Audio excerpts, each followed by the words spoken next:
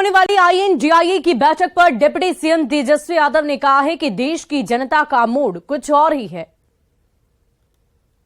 नहीं, अभी तो बैठक तो हुई है जो बैंगलोर में हुई थी, उसमें तो यही था ना भाई, अगला जो बैठक होगी बॉम्बे में होगी और कुछ एजेंडों पे जो है वो बातचीत होगी। तो सब लोग जो लोग गए हैं वो लोग तो जुटेंगे और आगे कभी भी और भी पार्टियां तो जुड़ ही ना सकती है, उसमें कहाँ कोई बात है। चर्चा इस बात की हो रही है कि नीतीश कुमार को कन्वीनर बनाया जाए, बड़ी जिम्मेवारी दी जाए, क्या इसकी तैयारी भी आप लोग कुछ कर रहे हैं? देखिए, हम लोगों का पूरी तरीके से यही कोशिश रहा कि सब लोगों को एक करके एक साथ बैठाया जाए और हम लोगों ने सफलता पाई है। नहीं, अभी तो बैठक तो हुई है। तो आपने सुना, डिप्टी सीएम तेजस्वी यादव ने अपना बयान दिया। उन्होंने साफ शब्दों में कहा कि हमारी यही कोशिश रही है कि तमाम जो विपक्षी दल के नेता हैं उन्हें एकजुट करके एक जगह पर एकत्रित किया जाए और आगे की रणनीति तैयार की जाए।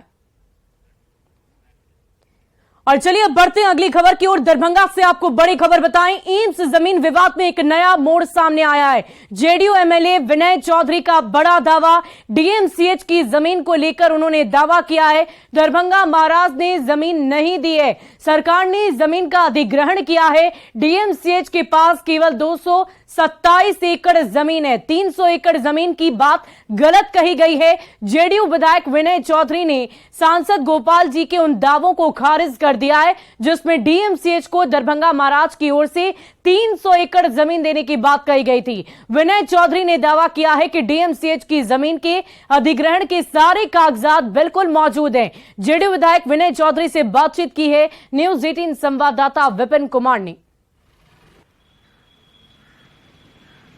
केंद्र सरकार के द्वारा एम्स निर्माण दरभंगा में होने के बाद से लगातार जमीन को लेकर तरह तरह की बातें सामने आई।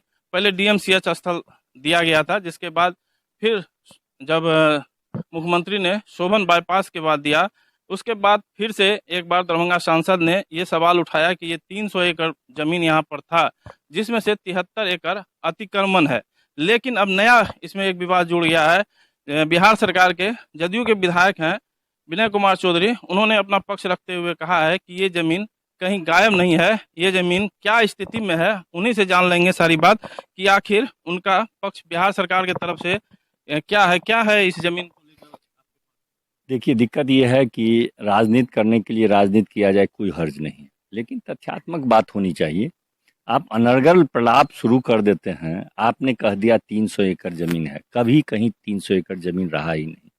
शुरू से ही एक आपको मैं बतला देता हूं कि 1946 से 1951 के बीच में भूमि अधिग्रहण के माध्यम से और जो कागज जो उपलब्ध है, ये पहले भूमि अधिग्रहण कार्यालय मुजफ्फरपुर में अवस्थित था, वहां से जो कागज आया है उस कागज के आधार पर 13/7/1946 को 74.10 डिसमिल जमीन का अधिग्रहण हुआ था। दूसरा अधिग्रहण हुआ था 7/4/1948 71 एकड़ जमीन, और उसके बाद छोटा छोटा अधिग्रहण और हुआ है। कुल मिलाकर के 200 एकड़ जमीन अधिग्रहण का कागज मुजफ्फरपुर में प्राप्त हुआ, जिसे दरभंगा जिला प्रशासन ने उसे अपने यहाँ वापस ले आया है।